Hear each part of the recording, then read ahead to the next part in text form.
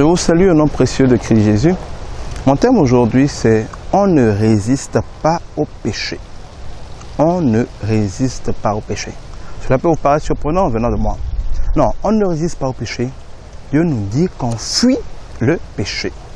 La parole de Dieu nous dit que si nous nous soumettons à Dieu, nous allons pouvoir résister au diable. Et si nous résistons au diable, le diable fuira loin de nous. Attention, tu ne peux pas résister au diable sans être d'abord soumis à Dieu. Parce que toi, tu n'es personne pour vaincre le diable. Le diable était le numéro 2 au ciel. Il s'appelait Lucifer.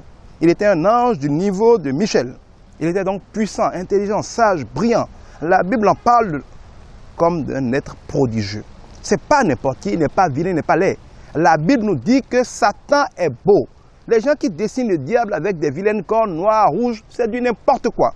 La Bible dit qu'il était beau, qu'il était tellement beau, sage, puissant, merveilleux en louange que cela lui est monté à la tête. Il est devenu orgueilleux parce qu'il était beau.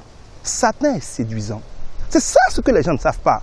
Les gens et même parfois des serviteurs de Dieu présentent Satan comme quelqu'un de laid. Mais qui irait vers un laid? Si Satan était si laid que ça, le monde entier ne serait pas en train de courir après lui.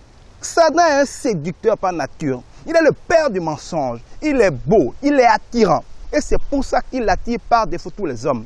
Il attire les gens les plus insoupçonnables par sa beauté, par sa grâce, parce qu'il est un menteur, il est un manipulateur.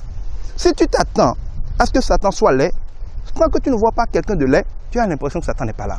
Mais c'est un séducteur. Il vient comme le meilleur ami, il vient comme le conjoint, il vient comme l'ami intime qui te donne des conseils. Regardez Pierre, le proche de Jésus, qui dit tu n'iras pas à la croix, tu ne souffriras pas. Ça a l'air merveilleux. C'est la réaction d'un ami. Mais Jésus lui répondra, arrière de moi Satan. Parce que cette parole-là, qui consiste à contredire le plan de Dieu, ça vient de Satan. Ça a beau ressembler à de l'amour, à de la compassion d'un ami, c'est de Satan. Satan se cache dans les choses les plus apparemment belles. Tu dois le savoir. Mais tu ne peux pas vaincre un gars comme ça. Un gars qui ne peut combattre qu'avec Michel pour avoir des problèmes. Il a fallu l'archange Michael pour le vaincre, le chasser du ciel. Ce type-là qui existe depuis longtemps, qui a l'expérience de plusieurs milliers de générations, qui l'a détruit. Qui toi tu es pour le vaincre? Aucun homme ne peut vaincre Satan. Il a fallu que Jésus lui-même, donc Dieu lui-même, s'occupe de lui pour le vaincre, pour triompher de lui et pour le donner en spectacle, au prix encore inestimable de la croix. Jésus l'a vaincu. Il est paralysé. Il n'est plus puissant. Il n'a plus la capacité de détruire. Ou plutôt, il n'a plus l'autorité de détruire. Mais il a toujours la capacité de te séduire, de te manipuler. Il n'est plus un lion qui a des dents dangereuses. Mais il y a un lion édenté qui rôde. Et que quand il rugit, peut t'effrayer, peut te mettre en fuite. Si tu ne connais pas la vérité, dès qu'il rugit, tu fuis. Si tu connais la vérité, quand il rugit, tu l'affrontes. Et il fuira loin de toi. Parce que quand tu l'affrontes, il sait que tu sais qu'il est vaincu, qu'il n'a plus aucune autorité. Parce qu'avec Christ en toi, tous les pouvoirs t'ont déjà été donnés dans les cieux, sur la terre et sous la terre. Cela étant, tu ne peux triompher de Satan. Tu ne peux résister à Satan. Tu ne peux faire fuir Satan que si tu te soumets d'abord, si tu te mets d'abord sous le joug doux et léger, sous le redoutable pouvoir de l'Éternel, le Dieu des armées. Quand tu te mets sous le pouvoir de l'Éternel des armées, parce que tu lui obéis et que tu résistes ainsi à Satan, Satan qui sait qu'il a perdu va généralement fuir loin de toi. Ça, c'est ce que tu peux faire avec Satan. Mais en matière de péché, c'est différent. Dieu nous demande de résister à Satan, mais de fuir le péché. Le péché, c'est la tentation. La tentation de commettre des choses contraires à la volonté de Dieu. Les choses contraires à la volonté de Dieu ne sont pas mauvaises simplement parce que ça ne plaît pas à Dieu. Elles sont mauvaises parce qu'elles nous détruisent. Dieu n'a pas interdit des choses parce qu'il voulait les interdire. Il les a interdits par amour pour nous. Quand une maman interdit à son enfant de mettre ou de venir à la cuisine pour mettre la main dans la sauce pour prendre la viande, ce n'est pas parce qu'elle ne veut pas qu'il mange, c'est parce qu'elle ne veut pas qu'il se brûle. Si un papa interdit à un enfant de mettre des tournevis ou des couteaux dans les prises, ce n'est pas parce qu'il ne veut pas qu'il s'amuse, c'est parce qu'il ne veut pas qu'il meure électrocuté. Tout ce que Dieu nous a interdit, c'est ce qui risquait de nous détruire. C'est donc parce que les choses risquaient de nous détruire, de nous faire mal, que Dieu les a interdites. Donc quand nous désobéissons à Dieu, ce n'est pas d'abord Dieu qui a mal, c'est d'abord nous qui avons mal. C'est nous qui sommes détruits. C'est la raison pour laquelle, quand la tentation de péché vient, ce n'est pas la tentation seulement de déplaire à Dieu, c'est la tentation d'aller se détruire. C'est comme un enfant qui a envie de faire le singe sur un arbre. Il est en train d'être tenté d'aller mourir.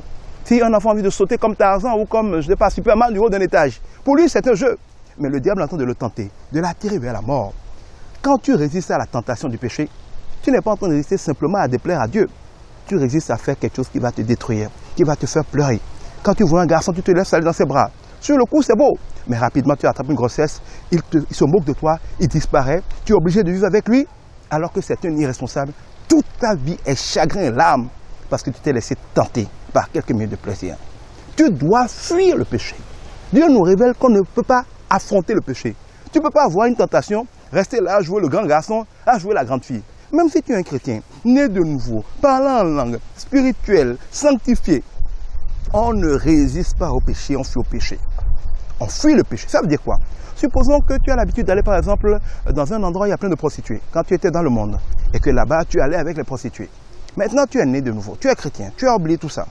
Mais si un jour par exemple quelque chose te dit, va te balader au même endroit, maintenant tu es chrétien, tu es capable de résister. Même si tu vois les prostituées, tu as resté, tu ne feras rien. N'y va pas. Parce qu'il y a de fortes chances que si tu commets l'erreur de te retrouver là, de marcher là, de traîner par là, tu vas dire, bon, je vais juste m'asseoir, je vais juste prendre un verre, et puis une prostituée viendra, elle va te manipuler. Tu te retrouveras dans ton lit avant d'avoir compris, avant d'avoir pu comprendre qu'est-ce qui t'arrivait.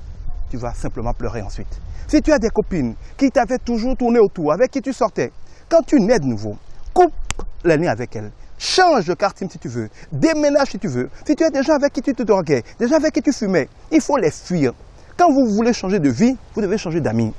Parce que les mauvaises compagnies corrompent les bonnes mœurs. Si tu veux couper avec des habitudes de prostituée, tu coupes les ponts avec tous tes amis qui t'entraînaient, qui vivaient avec toi dans la prostitution. Si tu veux fuir l'alcool, la cigarette, le tabac, la vie de débauche, tu dois couper les ponts avec tous tes amis, toutes les personnes, tous les lieux avec lesquels tu faisais la débauche. Si tu avais une maison où les gens venaient te voir et que ça pose problème, déménage. Si tu as un téléphone par lequel les gens t'appelaient pour te faire sortir, aller faire des bêtises, coupe ta carte SIM, jette-la et change de numéro. Si tu ne t'organises pas physiquement, stratégiquement, pour que la tentation ne croise pas ton chemin, ou quand tu la vois venir, tu fuis, tu changes de trottoir. Si tu penses que tu es garçon, tu es fille, et que maintenant que tu connais Dieu, tu peux marcher à côté du péché et t'en sortir, tu vas tomber dans le péché. Note-le, on ne résiste pas au péché en flirtant avec lui. On fuit le péché. On fuit le péché en demandant à Dieu de nous donner la force de le voir venir de très loin. On fuit le péché en s'organisant. Si tu avais des trucs pornographiques chez toi, ça ne sert à rien de les ranger en décidant que tu ne les ouvras plus. Brûle-les, détruis-les, jette-les. Tant qu'ils sont là, c'est que tu veux résister au péché. On ne résiste pas au péché, mon frère. On fuit le péché. Quant à Satan, résiste-lui. Après t'être soumis à Dieu, il le fera loin de toi.